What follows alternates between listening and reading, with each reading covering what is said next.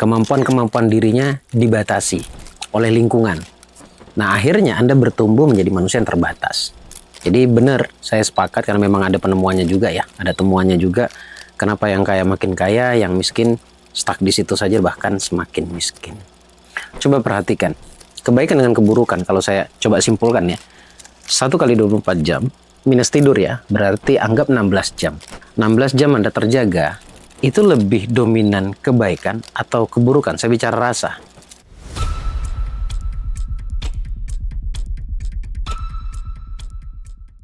Assalamualaikum warahmatullahi wabarakatuh. Balik lagi di channel Mas Bagus Baraja ya.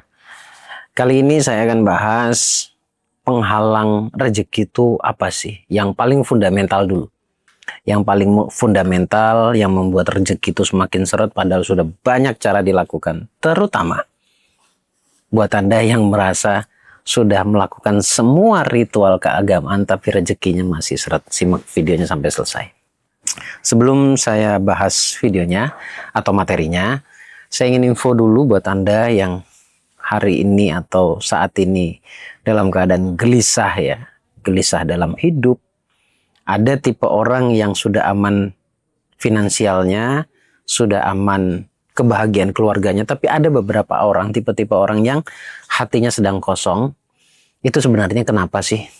Ya mungkin nilai ketuhanan di dalam jiwanya yang sedang kosong. Jadi perlu Anda ketahui dan perlu segera Anda atasi.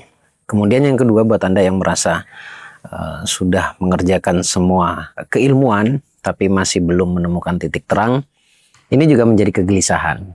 Saya undang Anda untuk memperbaiki itu semuanya dan menghadiri temu jiwa yang saya adakan nanti di Jogja di Sleman tanggal 26 dan tanggal 27. Ya, 2 kali pertemuan.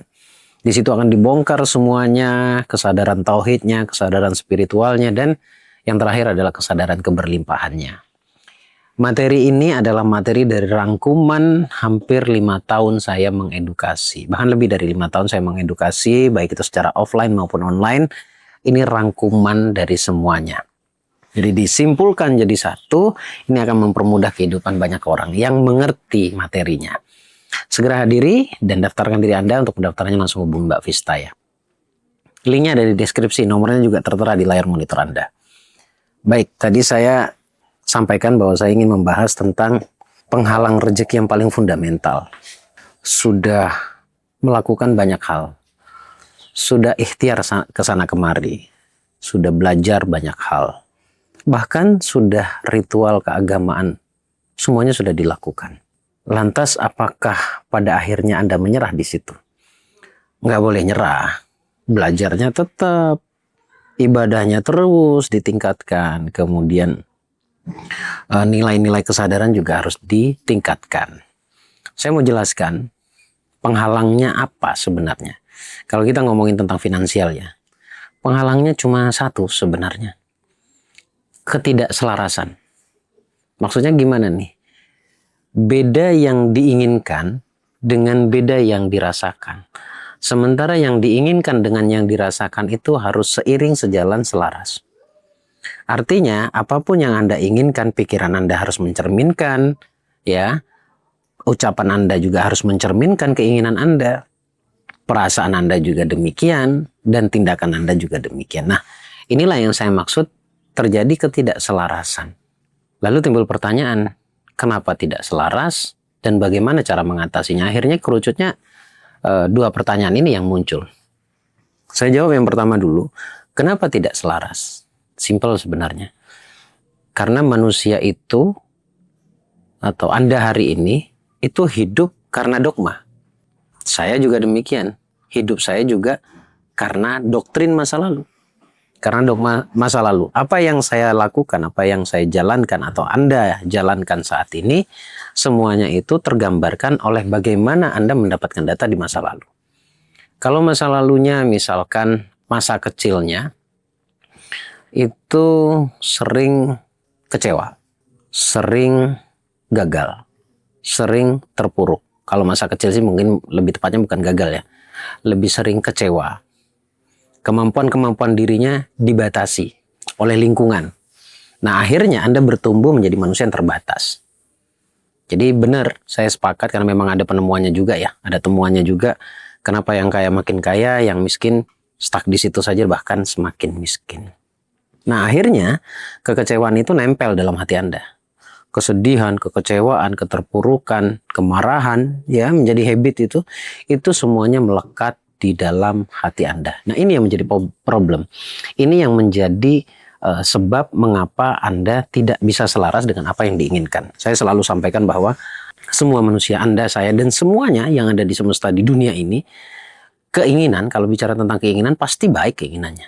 Semua orang berdoa ingin hidupnya berlimpah, bahagia, sejahtera. Ya kalau bisa sampai nggak ada masalah gitu, walaupun itu nggak mungkin gitu ya. Semua manusia hidup tuh pasti punya masalah. Artinya semua doa itu pasti baik. Nah, tetapi hatinya tidak menggambarkan kebaikan itu. Dan ini dianggap lumrah, dianggap manusiawi, dianggap maklum. Gitu. Nah, semakin Anda memaklumi hal-hal buruk yang nempel di dalam diri Anda, maka di dalam hati Anda, maksud saya, kemelekatan itu, perasaan-perasaan negatif itu, maka semakin sulit Anda untuk bisa seenergi dengan keinginan Anda. Lalu pertanyaannya sekarang, solusinya bagaimana? Pertanyaan berikutnya. Ini kan juga harus terjawab. Solusinya kalau saya bilang sederhana enggak juga. Dibilang sulit juga tidak. Tinggal Anda mau tidak untuk melakukannya. Saya menyebutnya ini sebenarnya self-hypnosis atau self-healing. Anda bisa lakukan ini secara mandiri dimanapun Anda berada. Coba perhatikan. Kebaikan dengan keburukan, kalau saya coba simpulkan ya. 1 kali 24 jam. Minus tidur ya, berarti anggap 16 jam. 16 jam Anda terjaga, itu lebih dominan kebaikan atau keburukan? Saya bicara rasa. Rasa di sini bisa dalam bentuk kecewa, ketakutan, dan sebagainya ya. Nah, coba Anda perhatikan. Dari pagi sampai malam, anggaplah 18 jam itu, Anda terjaga. Ya, 18 jam Anda terjaga. Cek. Dari pagi sampai malam, Anda lebih dominan dipengaruhi oleh kebaikan atau keburukan, atau perasaan Anda lebih dominan baik atau buruk. Sepertinya kalau orang yang sedang mengalami kesedihan, kekecewaan, atau dogmanya seperti itu, maka dia akan jauh lebih dominan merasakan keburukan. Ya, perasaannya maksudnya. Nah, misal kalau saya pakai angka gitu ya, pakai jumlah, misalkan dalam sehari 100 kali Anda merasakan keburukan, kesedihan, kekecewaan, rasa takut karena problematika kehidupan, kekecewaan karena setiap keinginan kok sulit terkabul dan lain sebagainya. 100 kali Anda merasakan itu, maka 100 kali juga Anda berusaha untuk berdamai dengan diri sendiri. Berdamai dengan diri sendiri, melepaskan kemelekatan, apapun istilahnya. Intinya bagaimana rasa itu bisa terbuang. Caranya adalah, saya berikan analogi dulu. Anda nonton film. Anda nonton film, tetap statusnya Anda hanya penonton, bukan pelaku di dalam filmnya. Tapi entah kenapa, kadangkala kita merasa masuk ke dalam film tersebut seakan-akan kita merasakannya. Ini yang berbahaya. Ya, kalau filmnya baik, kalau filmnya buruk, ini menjadi masalah. Sekali lagi, status Anda adalah penonton. Mirip. Analoginya seperti ini. Jadi nanti, kapanpun atau dimanapun Anda muncul rasa yang tidak baik tadi, penghalang rezeki tadi, baik itu mungkin ketakutan tadi, perhatikan baik-baik.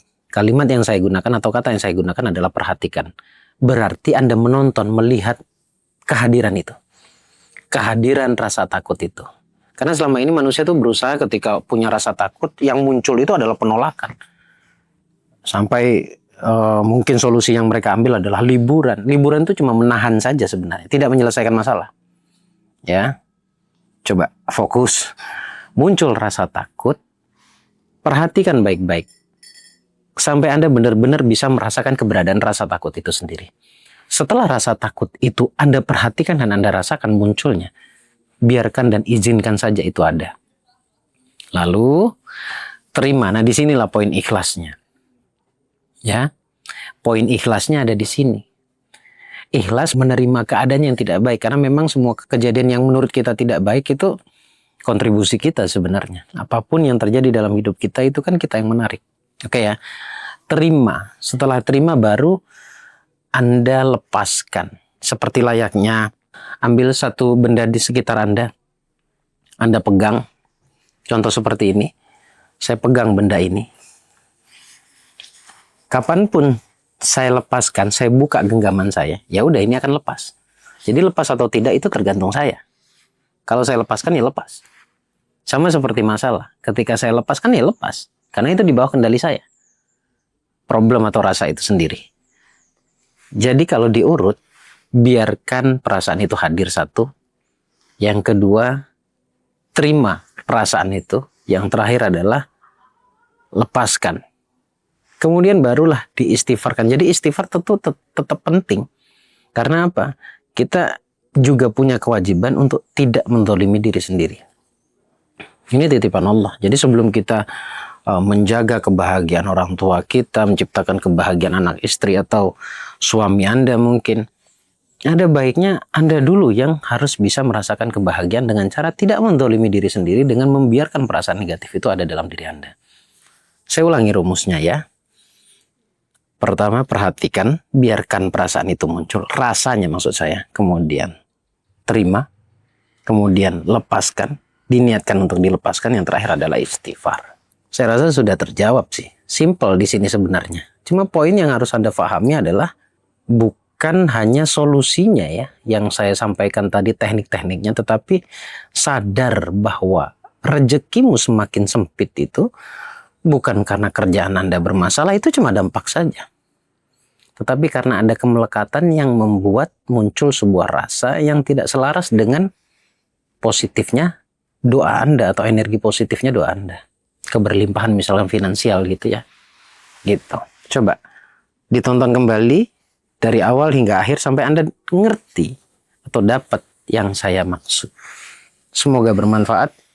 Silahkan bagi Anda yang berminat untuk mengikuti acara saya yang saya adakan di Sleman, Jogja, segera daftarkan diri Anda. Terima kasih. Assalamualaikum warahmatullahi wabarakatuh.